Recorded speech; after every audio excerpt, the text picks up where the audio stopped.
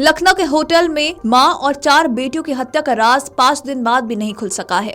आगरा आई Lucknow police की team ने मोहल्ले के लोगों से पूछताछ की है, मगर कोई ठोस सुराग नहीं मिला। हालांकि पुलिस बदरुद्दीन की जमीन का आधा हिस्सा खरीदने वाले अलीम, पड़ोसी आफ्ताब, 18 दिसंबर को घर पहुंचे जितेंद्र और उसके पिता को अपने साथ ले गई है। उनसे गहनता से पूछताछ भी की जा रही है। बता दें कि हत्याकांड में आरोपी अरशद का सोशल मीडिया पर एक वीडियो प्रसारित हुआ था, जिसमें उसने अपनी बस्ती के लोगों पर गंभीर आरोप लगाए। इसमें आधी जमीन पर कब्जा करने की बात भी कही गई थी और ये भी कहा गया था कि उनका परिवार हिंदू धर्म अपनाना चाहता है। घर में राम मंदिर बनाने की भी बात कही गई। शुक्रवार को आगरा पहुंची लखनऊ पुलिस की टीम जांच के लिए इस्लाम नगर भी पहुंची और अरशद के घर को भी खंगाला गया। आसपास के लोगों से पूछताछ की गई और अरशद के संपर्क में रहे युवकों को भी चौकी पर बुलाया गया था। बस्ती वालों ने अरशद और उसके पिता के खिलाफ ही बयान दिए, तो वहीं दूसरी तरफ अरशद के आरोप की पुष्टि नहीं की जा सकती। लखनऊ पुलिस ने अरशद के पिता बदरुद्दीन से 50 वर्ग गज भूमि खरीदने वाले अलीम से पूछताछ की। उन्होंने यही कहा कि उन्होंने रुपए देकर जमीन खरीदी थी और रुपए देने के सभी साक्ष्य हैं। वीडियो भी बनाया था। अरशद और उसके पिता का पड़ोसी आफ्ताब से 2 बार झगड़ा भी हुआ था। हालांकि पुलिस कार्रवाई नहीं हुई थी।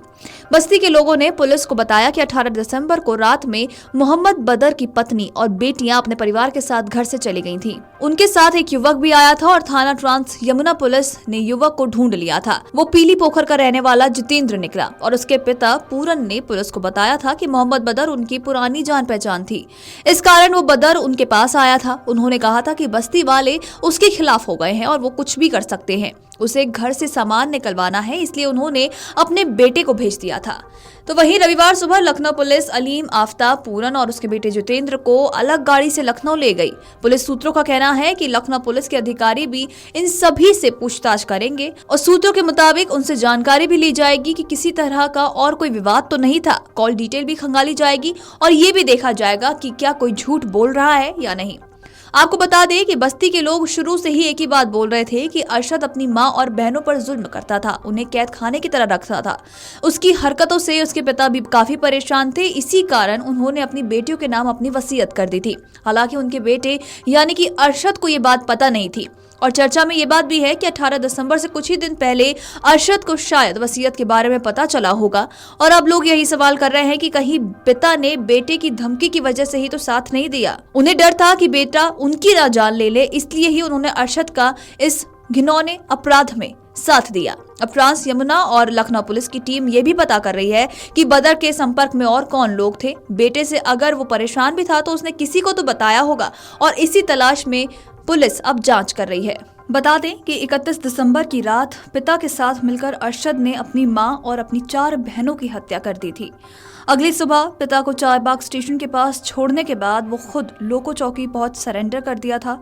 सनसनीखेज वारदात की छानबीन के दौरान पुलिस ने आरोपित अरशद के मोबाइल की सर्च हिस्ट्री भी चेक की तो कई चौंकाने वाली बातें सामने आई। आरोपित ने YouTube और इंटरनेट के माध्यम से सर्च किया था कि हत्या कैसे करते हैं। हत्या के दौरान शोर मचने पर खेल बिगड़ सकता था। ऐसे में सर्च किया था कि कोल्ड ड्रिंक्स में ऐसा क्या मिलाएं जिससे सब बेहोश हो जाएं। आरोपित मकसद में कामयाब भी रहा और पिता की मदद से एक एक कर अपनी मां और 4 बहनों को मौत के घाट उतार दिया।